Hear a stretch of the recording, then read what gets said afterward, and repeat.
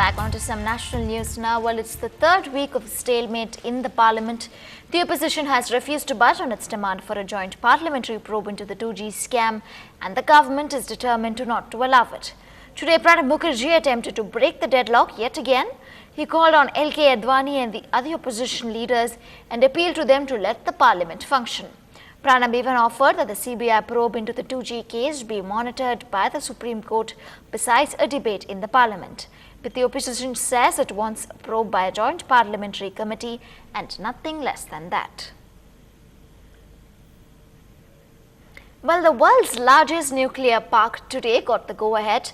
The 9,900 megawatt capacity Jaitapur nuclear power plant in Maharashtra has finally got environmental clearance, though with several conditions. This project in Ratnagiri district of Maharashtra will produce 10,000 megawatts of nuclear power, and the power will be available for Jaitapur from the year 2016. It is expected to make Maharashtra load shedding free. The reactors at Jaitapur will not just be the largest in India, but are also based on new European pressurized reactor technology developed by Areva. Only 4 such nuclear reactors exist in the world as of now. There are 35 conditions associated with this environmental approval. All these conditions are put on our website. It's available on our website. Out of these 35 conditions, there are 23 of them that are specific to Jaitapur, 12 are general conditions. It has not been an easy task. I have had to balance 4 objectives.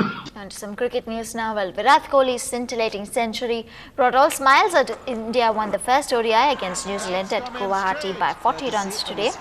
Kohli's quick fire, 105 of 104 balls, made sure that India put up a challenging target of 270 for the Kiwis. Virat Kohli was also the man of the match. The New Zealand, though, were put up for a challenge after fighting 66 by stand-in skipper Ross Taylor. The Indian spinners Ashwin and Yuvraj Singh managed to reduce the New Zealand to 169, chasing 277 to win. This is the first time that India has won under the captaincy of Gambhir, and the second ODI will take place in Jaipur on the 1st of December. Well, that to me is... Well, it was a fast-paced, rough-edged, close competition of racers. For the titles up for grabs, the penultimate round of India's first-ever Volkswagen JK Tyre National Motor Racing Championship saw the best of performances. Minal Shah has this report.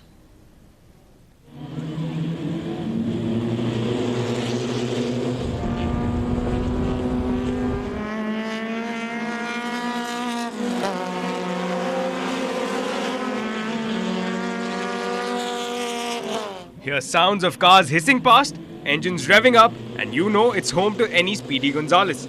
Irungatu Kotai was the track and the longest of the season, one that provides these drivers the opportunity to fine-tune their skills. And no surprise that the crowd went wild with energy. After all, who'd miss a pretty face like Gul Panag on a racetrack?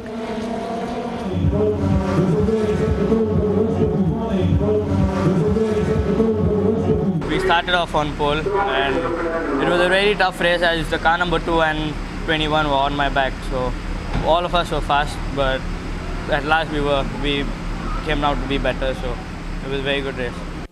Well, good news then. It wasn't even the final race, and Volkswagen decided to stay on the bandwagon by hosting another season of Burning Rubber in 2011. Speedsters, we certainly hope you're listening. Yeah, it got a really, really good start. Of course, we need to say, what will we do 2011? First of all, we need to look for more younger drivers. Secondly, we need to have a little more Volkswagen dealers involved. We need to have more journalists involved. And we need to look at the television side. On the technical side, the cars have been perfect, but we would like to see if we can put a bit more power in the engine, that we get faster lap times. Promising to be a race of much grandeur that'll push the speedometers to their limit, with the series finale between the 18th and the 19th of December on this very same track. In Chennai, with camera person Anand and reporter Minal, this is Ashmit Kumar for NDTV Hindu.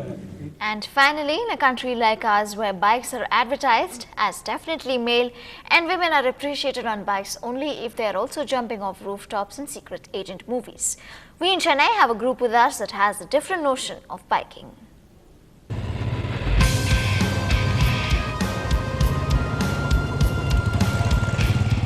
Meet Chennai's first bikers gang for women. They are shattering the gearless scooter for women image and racing off on trips on a 350cc Royal Enfield. It's been 3 months since they first met at a bike rally. They were the only women bikers amidst 100 other bikers from all over the city.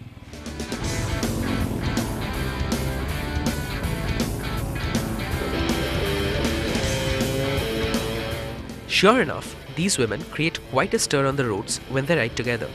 A dame maneuvering a Royal Enfield on busy streets with absolute ease is not an usual sight. But this doesn't deter these girls from long trips, open highways or off-road adventures. For Gayatri, a Bharatanatyam dance use on a bike, it all began with a ride alone on her father's bullet.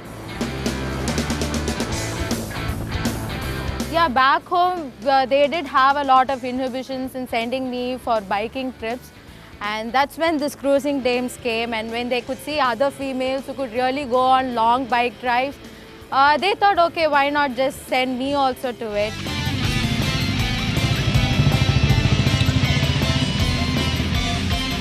"3 months and 7 members young, these girls have set their sights on a long road ahead.